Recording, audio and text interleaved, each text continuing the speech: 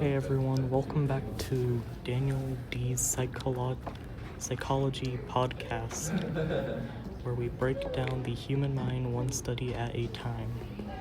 I'm your host, Daniel D, and today we've got a very special guest, brother Cameron Clemens, I guess. What's up? Hey Daniel, excited to be here, man. I've been listening to your episodes. I've got a question that I've been wondering about since intro to psych class last week. All right, I'm ready for it. What's the question? So my teacher, Mr. Kosh, mentioned something called the Loftus Lost in the Mall study. Apparently it's about false memories, but I didn't get what it was or why people say it's controversial. Can you explain it? Absolutely. The Lost in the Mall study was done in the 1990s by Elizabeth Loftus and her student Jacqueline Pickrell. Loftus is one of the most famous memory researchers ever, known for showing how unreliable our memories can be. So here's what she did. She asked people's family members for real childhood events, things that actually happened, but then secretly added one fake story about the participant getting lost in a shopping mall as a kid. Wait, so one of the stories was completely made up? Exactly.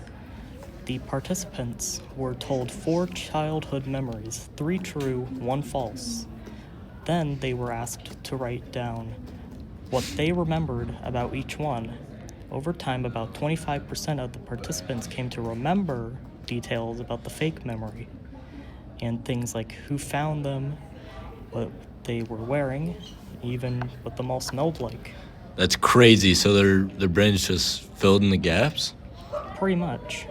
The study showed that false memories can be implanted that we can believe something happened to us even when it didn't. Loftus used this research to challenge how reliable eyewitness testimony is in court.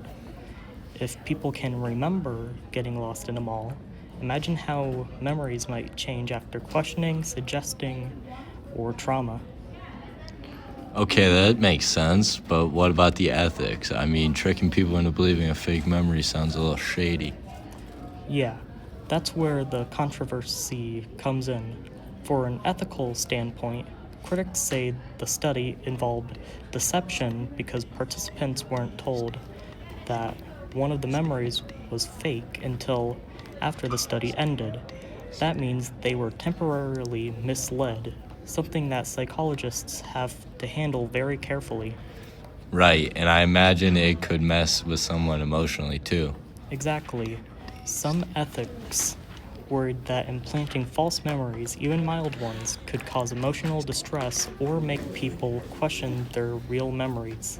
Loftus defended her work by saying the memories were designed to be harmless, like getting lost in a mall, not traumatic events. Still, it raised a big question about how far researchers should go when experimenting with memory. So, what's the balance there? Like, is it okay as long as the participants aren't hurt? That's the main debate.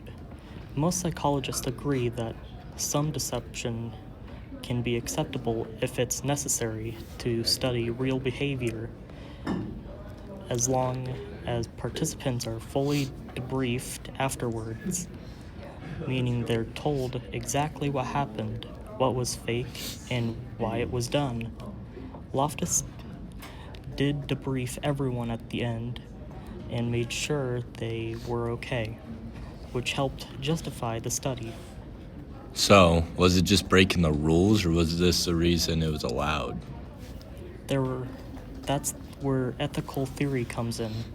Loftus's study followed a utilitarian approach, meaning it aimed to create the greatest good for the greatest number of people, even if it caused a small amount of harm to a few participants.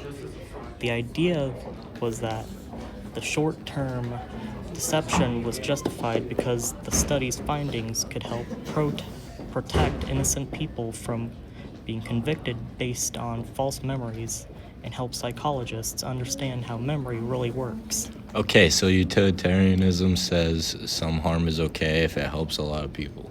Exactly. Most psychologists today try to balance both. They use utilitarian thinking to weigh potential benefits, but still follow rules that protect participants' rights.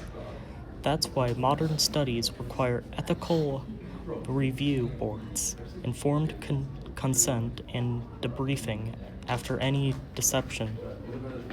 It makes sense, Daniel Dees. So even though the study was controversial, it taught scientists a lot about how memory works and about ethics too, Daniel Dees? Totally. The Lost in the Mall study not only showed how fragile memory can be, but also pushed psychology to think harder about how to test big ideas without crossing ethical lines. Thanks for breaking it down, Daniel Dees nuts. I feel like I actually get both sides now, the science and the ethics. Glad to hear it. And thanks for joining me. For everyone listening, if you found this episode interesting, make sure to subscribe and share it with a friend who loves psychology. Until next time, Cameron. Thanks, Daniel Dees.